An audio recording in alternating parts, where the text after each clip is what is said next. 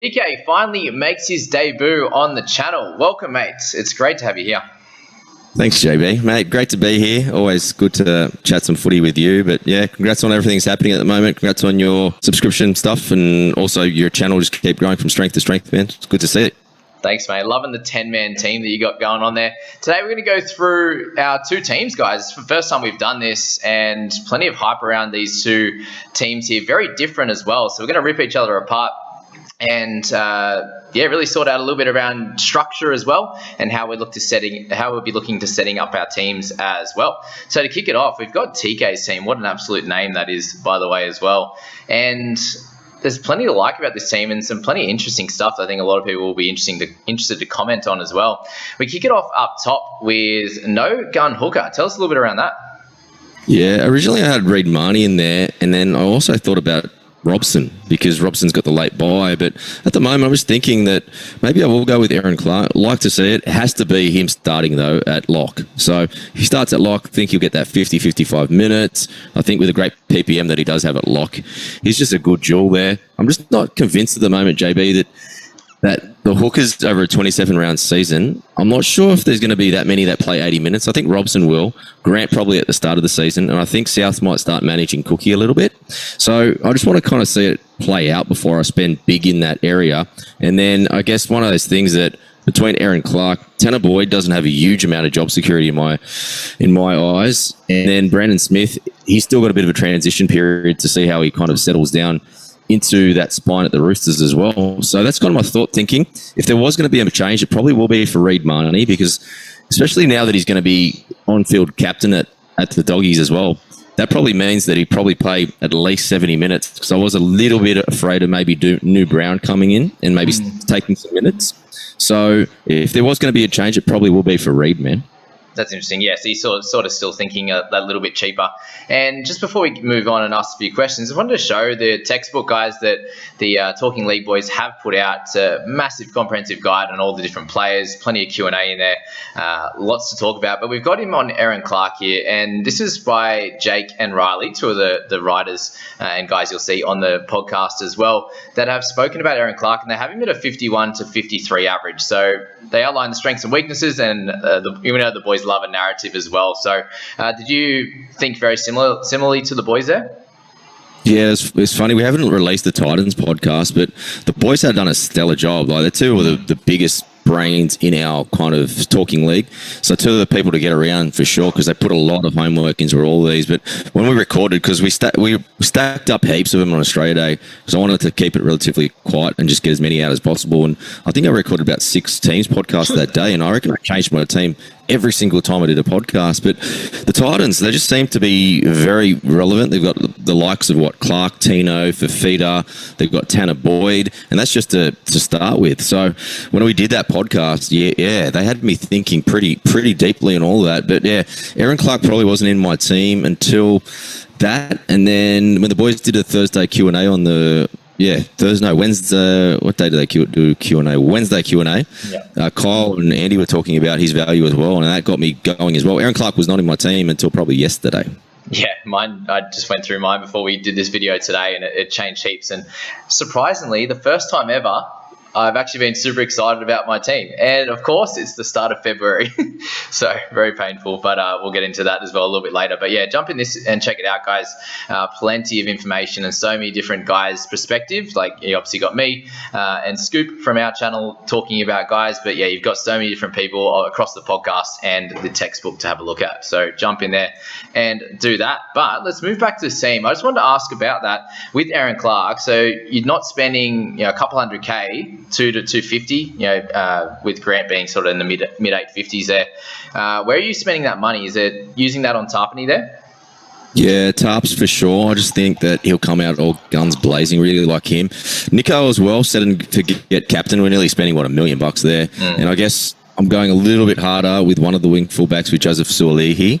But apart from that, Paddy Carrigan, he's going to be carrying a little bit of cash there, but a lot of mid-ranges as we all do. And I guess it's one of those things at the moment with Brandon Smith and just Hammer. I just thought maybe go with the pack. Like I got burnt. Like even though I finished relatively high, like 2 years ago I finished 230, and then last year it was 420 by memory. Yeah. But the thing that really burnt me in both seasons, and you've got to learn from your mistakes, is I've had really bad round ones. So I really want to kind of just maybe go with the pack round one. And even if I don't like go overly well, I don't want to be like last year I was like 23,000 after round one. Yeah, the boys were struggling. That's a lot. That's the thing, right? And then you burn trades, because I'm very good at correcting it as well. But by the time you correct it all, you've burnt like heaps of trades, and then it might be round 4 before you start making some inroads. So you got a lot of teams, like last year, Ed got it off to an absolute flyer, and then he ended up finishing that top 25. So I think that's exactly what you need to do. Start off, just do relatively well. If you can kind of be in that top, 2,000, you reckon, JB? You're doing relatively well. You saw, I think Will, who won it last year, was 900th. But a couple of the top 3 guys were all in the 2,000 mark, or at least in the first 3 rounds are in the top 500. So definitely the way to go about it, because as you said, you can not burn a few more trades, save a few for that buy period, and then have enough at the end to create that final 17, which is what we want. So yeah, Brandon Smith is the clear one, where you kind of just have to have him to go with the pack, and because if he comes out and does really well, you're Gornsky's basically. He's going to go up 50, 100k in the first few rounds, and then he's going to have the buy. So do you pick him up after round 5? And then by the time you get through 4 or 5 rounds, there's so many injuries and suspensions, it's hard to even get a bunch of these players in even if you want them. So yeah, definitely something to think about there. We've gone Carrigan as well with Tarpany, so really strong mids. I think that looks great. Next thing I want to actually ask you about was the fact that you've got Lioro and Katoa. Do you think that they're both going to play on the edge? Yeah, I do. A little bit of Mal out of Melbourne. They're probably the front runners there. Wow. So that's good news. Interesting.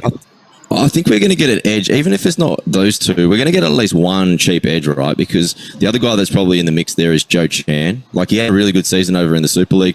Comes from great pedigree. We love using that word pedigree. He's actually got it because his dad actually played for the Storm, right?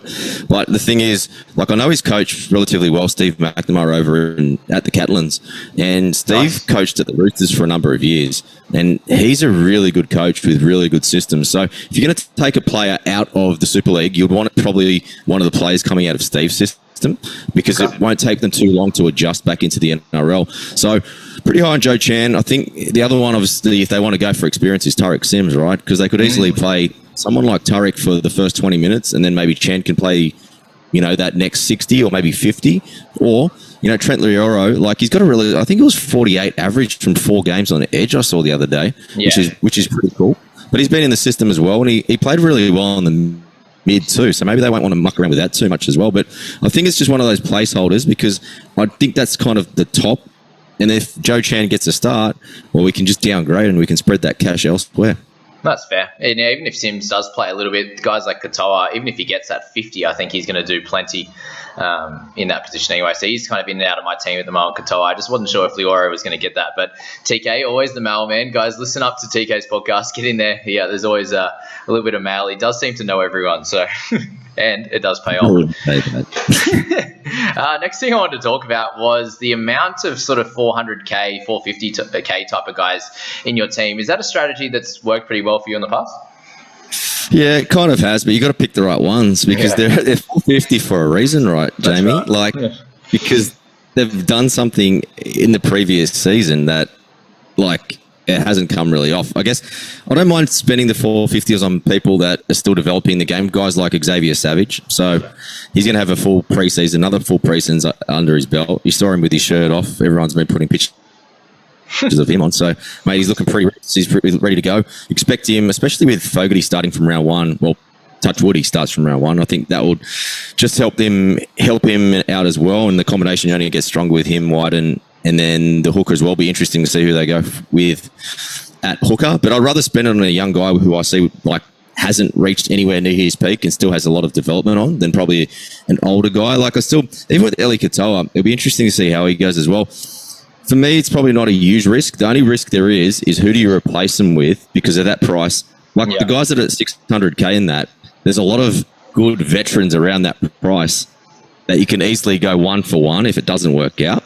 But if it doesn't work out at that 450k, you could be in a little bit of trouble. So they're the type of guys that you'll be watching very, very closely in trials because you want to see some good form out of them. Yeah, and I agree with that. That 600k type of guy, if you do get it wrong, you can easily fix that mistake. Whereas the 400k guys, you're probably going to have to downgrade to a good cheapie and then upgrade another 450k guy to like a 600 type. And then, you're burning two trades, aren't you? So, I completely agree with that. You've got the guys in the 400s and 300s there. You've got Tanner Boyd, younger star who's got improvement in him. Ilias the same.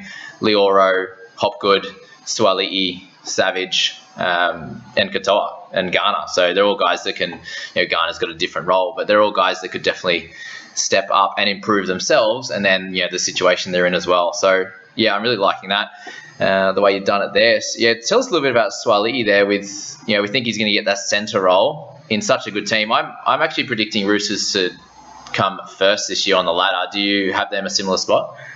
Yeah, if they stay healthy, 1-17, they're looking stellar, right? Yeah. And I saw they released a clip of him at training yesterday. Did you see that? No, I didn't see that one. Okay, so he makes this break, and then he throws this no-look pass to put Tupou back under the sticks. Oh, wow. It was incredible. He's incredible. And Daniel Tupou's a big man. Joseph Suali'i's bigger. Like, he's put some more size on, and only because he came back relatively late from the World Cup as well, so he's just growing. You think he's only 19 years old. Like, the world's his oyster. I agree. Like, he's just played, when you think about how well he played on the right wing for the Roosters last year, and then at the World Cup playing very well at fullback, he's going to contract year. I just feel like under 500k, I don't see considering we think that he's going to get that left centre spot, so he'll get a duel.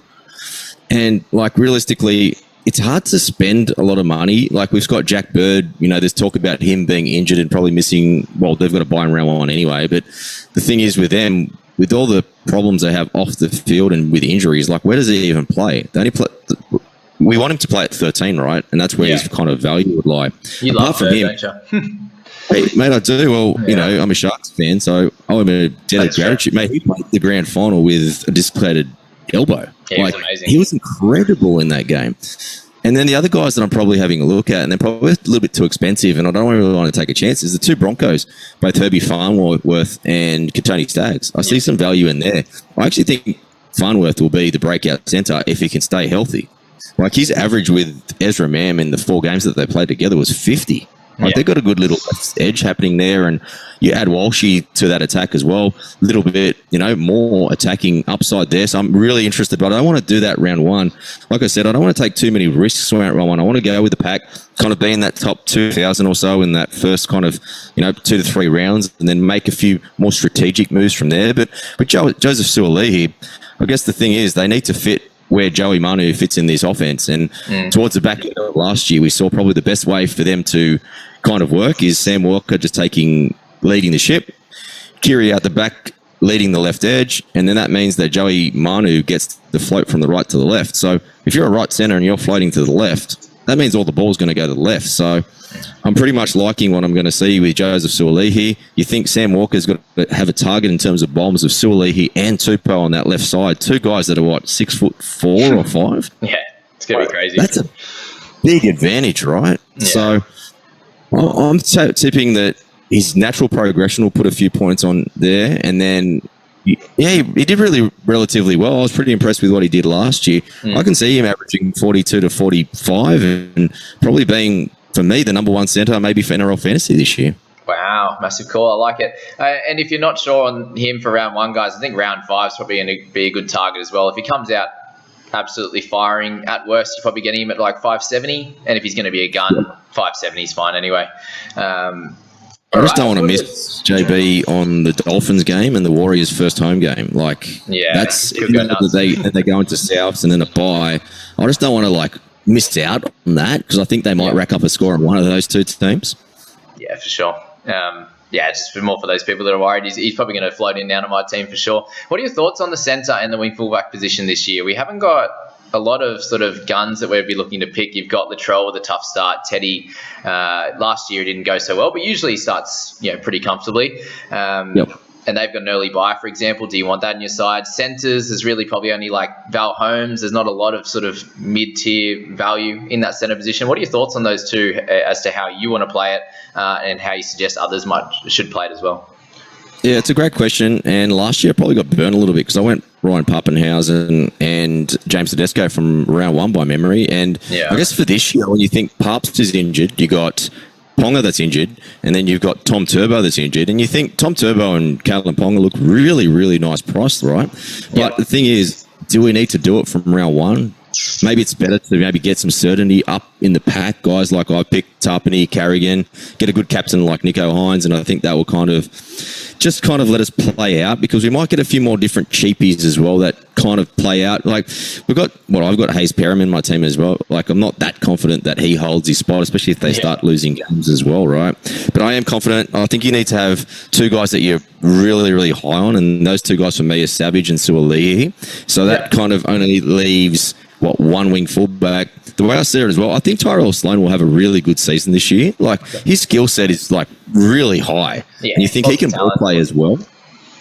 For a young guy, there's a lot of young players that can ball play the way that he does. So he's got the opportunity now. With unfortunately, Cody Ramsey going down with injury, like the spot's his. And then you go again, you've got Jack Bird going down with injury. They might have to move Moses Mbai to 5'8", so it's got no competition. They've got so much going on, don't they, Dragons? Wow. Yeah, absolutely, man. So it's one of those things. I don't want to go too hard too early. Guys like Isaac Thompson I prefer because they play on the back end of a back line that's probably going to be, if not top 4, probably top 6. Yeah, so I prefer that. The other guy I thought about was Remus Smith.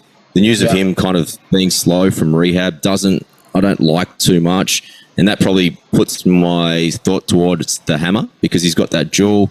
And then, again, he's so highly owned that I'm thinking, do I want to mess with the pack here? I can find other ways that I can probably get some other advantages during the year. So I might just go with the pack there. But, yeah, that's kind of my thoughts. I don't really want to spend above 500K on the centre or wing fullback position and just see it play out and then maybe work up to it. Because I think at the back end of the season, we're probably going to need guys like Teddy and having a look at the draw. Teams like Cronulla, teams like the Tigers, they all finish relatively early. So it'd be interesting to see who we pick out of them. Yeah, for sure. Would you be looking sort of around 5, 6, 7 to try and build up to close to a gun in the centre and wing fullback or even later? Yeah, those two Broncos really, They're exciting. Man, they've got a buy on round 16. So we don't have to go too early, right? Yeah. So we could probably wait till round 3 and 4 and still get a little bit of value. I guess Tony Staggs is second year post ACL as well. So he had a good season, but he didn't score too many tries. I'm expecting a bit more of a bounce back factor from him this year. Yeah. And like I said, Herbie's just got to stay healthy. If he stays healthy. I think he's great. Young Herbert. All right. The only real questions I had now was where do you see Tamari Martin shaking out? Yeah, that looks like he's playing at 5'8". No, it's not too. I think he's just a great 18th man, Jamie. He can cover half, fullback. I don't think that his upper side is going to be more than 35. Yeah, I think he'll average somewhere between that kind of 29 to 35 mark. Yeah, right. Somewhere around there. So let's say 32. So what would that give him? 10 points of value. So it's not like he's going to blow us away, but on those weeks where we get a weird suspension or a hamstring, a grade 1 hamstring strain. Yeah. He might be able to just do a job just to make sure that we're filling a 17 every week. So he's more kind of like an 18th man. You're not spending too much money. His job security seems pretty good because they've brought him over for a reason. Played good footy at Brisbane last year. I thought it's one of those things that I think a lot of the good things that he was doing on the field last year at fullback weren't scored, but he'll be doing a lot more defence, and I think that will kind of bring his average up. Perfect. All right. I think that's pretty well lit on the side. What we know from most years, guys, is that if you spend up a good amount in the halves, they're usually really consistent, usually something decent in the hooking position, the mids there.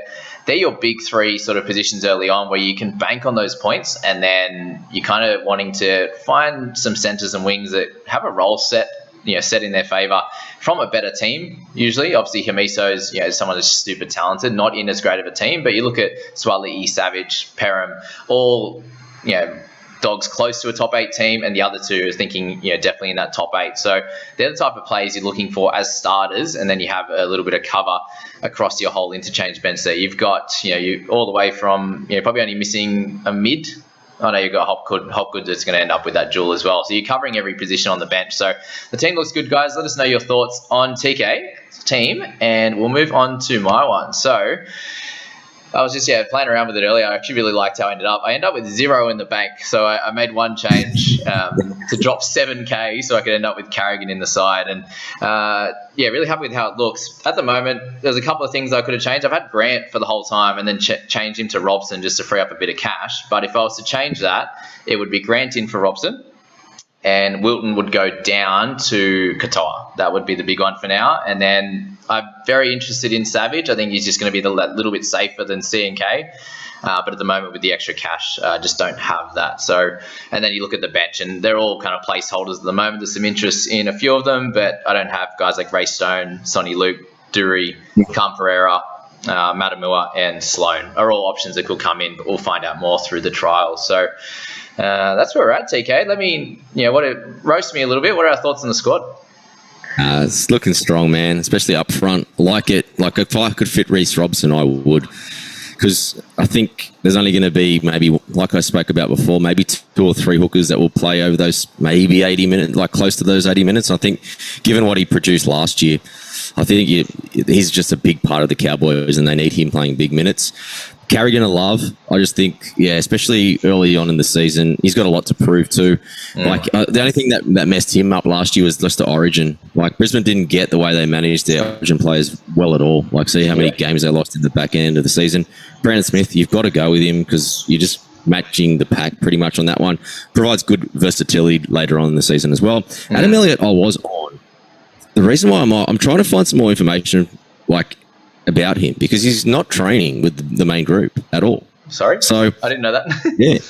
yeah, that's the reason why he's not in my team. And I was stalking him and Millie a few weeks ago. Yeah, nice. And I saw him cooking Millie a little bit of dinner, and he had an ice pack. I think it might have been his calf, but I've heard that he did have a bit of a hip problem towards the end of the last year as well. Yeah. So pretty much in any photos that they're producing from training, the only player that is unsighted is Adam Elliott. So is he training with a rehab crew? So my only concern there is if he's with a rehab crew this late in the year, for me, he has to play 60 minutes.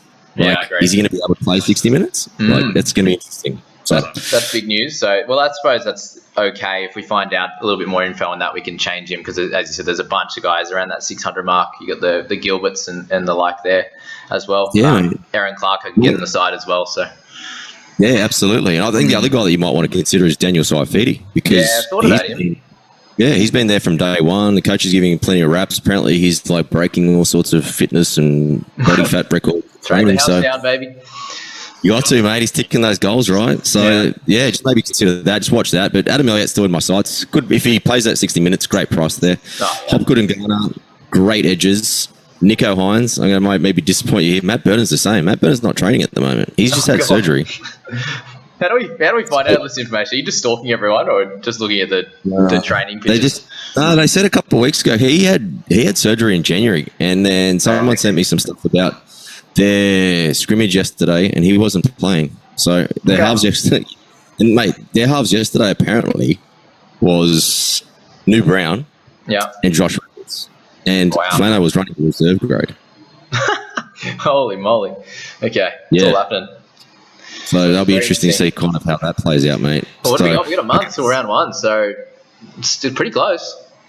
Yeah. So I guess it'd be interesting to see how that plays out because they would have upgraded. They upgraded Josh Reynolds. We're recording this on the third of the second. They upgraded him yesterday. Yeah. So he's in top 30 now, so he can play round 1. So that's exciting for him. Good on him. He was. Everyone was pretty happy for him, so he deserves it. Absolutely. And Nico Hines. Just the Alamotti news. Can you tell me a little bit more about that? Is he the recent talk is that he's training there and Burns is not training in the top 17? Yeah, I haven't. To be honest, that hasn't come across from any of my sources, but it wouldn't surprise me. Alamotti's what I've heard recently. Nothing, set in stone, but that's the only reason he's in. But I suppose he can be traded out. For another guy anyway. But if he's in there, I want him in my team. What I was thinking, JB, on that one is because, Tommy Talau's been in my team, but the same thing is he's going to be very hard at this point to be replacing Naden and Stafford Toa. What I was thinking is, because I've done this heaps of times during this preseason as well, I'm waiting for them to just be surprises. I'm going with a team that kind of, I think, will be there for round one, if that makes sense. So then if the surprises come for that team list, I'm like, oh, wow, Paul Alamotti. Well, I can save some money by downgrading this guy to there, and then I can kind of upgrade. Just kind of thinking of it that way, that I'd rather be surprised now and make... Yeah. Yeah. That's only my craziness. You know how crazy I am, mate. So yeah, that's fair. That's one of those things. That'll kill me a little bit if he's not out in there, or Talau as well. That's, we've got to pick someone that's probably 300k plus there. Any other thoughts around the back three? Lockie Miller. I just don't know. Wow, I actually don't say you didn't have him at all. I have him as just a clear must-have, but I just don't like the fact that he's turned up 4 weeks before the season starts. I don't know about combinations. He hasn't got much experience. And he was playing in a team that was on a roll last year, team that was coming second. Nico was doing a lot of he wasn't, I think he'll be required to do a lot more at the Knights than he was at the Sharks. And that's not always great, because the more times sometimes you touch the ball, you can make some breaks and all that sort of stuff, but also does lead to errors, especially if you're not used to being in different scenarios and put into different positions under pressure at that level of game and the pace. He also came into the team relatively late in the season when it was middle of winter, like him having to play under fatigue in the summer. I just don't know. I want to see the first trial, which probably, again, because Callan might not play that first trial, I want to see them all together. Would be nice. The thing I see with Miller which isn't great, mate.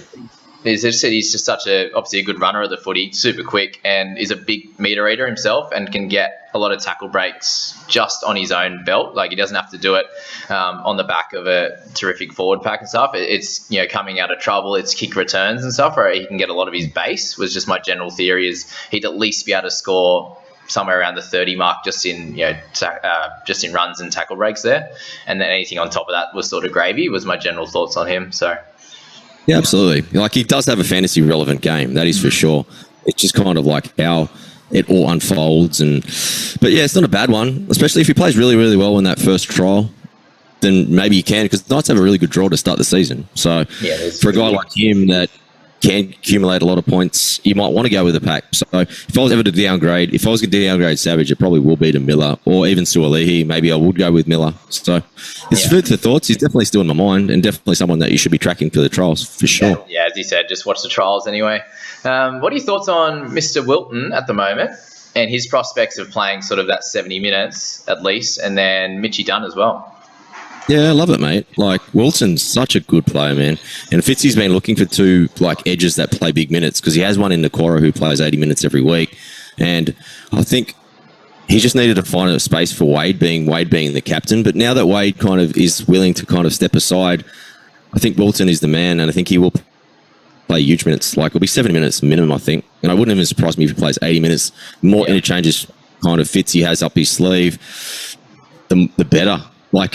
If he has two 80-minute edges, that probably means that he might be able to start using McInnes maybe at hooker.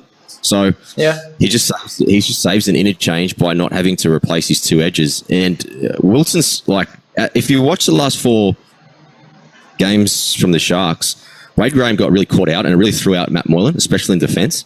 So they need someone to protect Moylan that is, Wilson's 23 years old, this prototype Fitzgibbon, depending on how old you are, you might not have seen Craig Fitzgibbon play, but Fitzy back in the day, Jesus, he was tackle machine, did his hit-ups, protected his halves, that's what we can see out of Teague Wilden. Teague Wilden's come through the system. I'm surprised Souths haven't tried to pinch him, considering that John Morris is his uncle, so be interesting. So, but yeah, mate, I'm all for that. The only thing that you probably just got to just be wary of is always, how many players are we going to carry from the same club? For me, I think it's 2 max, which I think you've pretty much got the 2 relevant guys from the Sharks anyway. Yeah. But I guess you've gone Garner as well, so you probably don't want to go down the Cleary path. But I always thought that maybe you paired Hines with Garner, and then you paired Wilton with Cleary, and you kind of get the same result maybe a little bit, but without the risk. Yeah. Yeah, I definitely thought about that. I don't really have too many guys with early buys at all. With Titans guys, it's just Boyd. So it's definitely something to think about. It's where Carrigan, as you said, is going to be so good, and any Cowboys players for sure. And my only interesting one, the rest at the end of this team there is Georgie Jennings, and he was incredible for a couple of years there with the Storm, and obviously did his ACL at the start of last year. But if the Storm can go well, he's got that nice base. So I'm really looking for him to get a spot at the beginning of this year. And if he doesn't, obviously we can change it. But I think he's going to be pretty solid. When you've got the Khan Pereiras and these type of guys that are untested, I think someone like Jennings is going to be really cool. So think about slotting him in your sides as well, guys. Yeah, I like it, especially if we get a bit of clarity, because at the moment that I haven't given too much about Parps. Parps has been kind of speaking himself, saying he'll be back when he's ready, right? Yeah, so he hasn't. That could be mid-season or something. Who knows? Well, from what Brian, the NRL physio, said, like maybe it might be mid-season, right? So you might be able to, like we discussed with Isaac Thompson, like maybe it's the way to go. Like you'd rather have someone at 250 on the end of a back line like George Jennings, like than try to take someone from a lower team. Like we know the Storm are going to be scoring tries and scoring well. So yeah, I like the shout, especially if we can get a little bit of clarity from Parps, man. Thank you very much. So the only issue here is that you've bloody graded me up on a few of these players if they're not training. Other than that, we might have to change a few things. But thankfully, it's the big money guys in Burton and Elliott that are easy to change for sure. But any final thoughts on the team? Yeah, absolutely.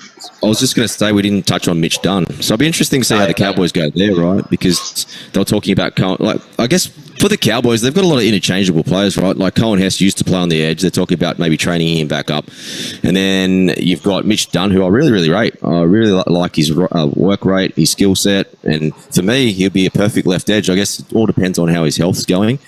They recruited Jack Grzelowski, and then they've got Luciano Leilua will come back eventually, right? So you've got Elim Lukey, who's probably scheduled between that round 5 and 8, but they'll probably take him maybe on Cotton Wolf for probably a little while because you probably want him playing in the back end of the season. Oh, for sure. So, yeah, I like it, man. If Mitch Dunn is there in round 1, I think there's a little bit of money to be made because his break-even's relatively low. It's 26 or something. Yeah, I'll just look it up for you now.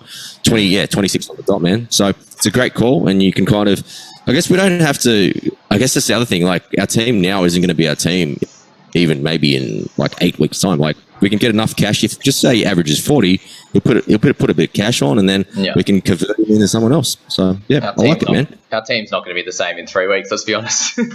Yeah, the other one is Mawali, because I don't know, like He's just a maybe at the moment, isn't he? It's not the great. No, but he could see a few minutes because out of Souths, like this is not a great source. This is just a punter telling me something on like a chat that he reckons that there's been a mail that Havili has been injured and will be out for a while. Wow, that's huge because he started playing really well back in the last year. That is not.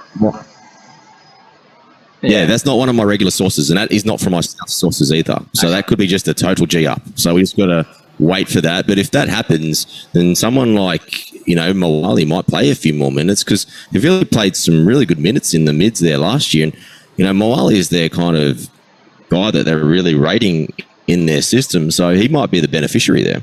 Yeah, I guess as we know, there's going to be so many things that are going to change over the next few weeks, and our teams are going to change so much. Last year, I didn't really make my team until later, just for the fact that it changes so much, but didn't start incredibly well. So this year, we're making a lot of different squads to kick off the year, and hopefully that's the game changer. But big thanks to you, TK, for making your debut on the show. Check out the socials for TK. He's posting on Facebook plenty with Talking League and all the boys, and check out the podcast as well. Thanks for being here, mate. No, I appreciate you having me on, man. I'm sure that we'll do it again and touch base during the year. But yeah, shout out to your crew as well. I know you've got a great crew on your Discord and all your followers as well. So big shout out to everyone, and best of luck for everyone for the season ahead. Good, man. Thank you very much. And don't forget to jump in the description, guys, and hit that private group link and join that. Can't wait to see you in there.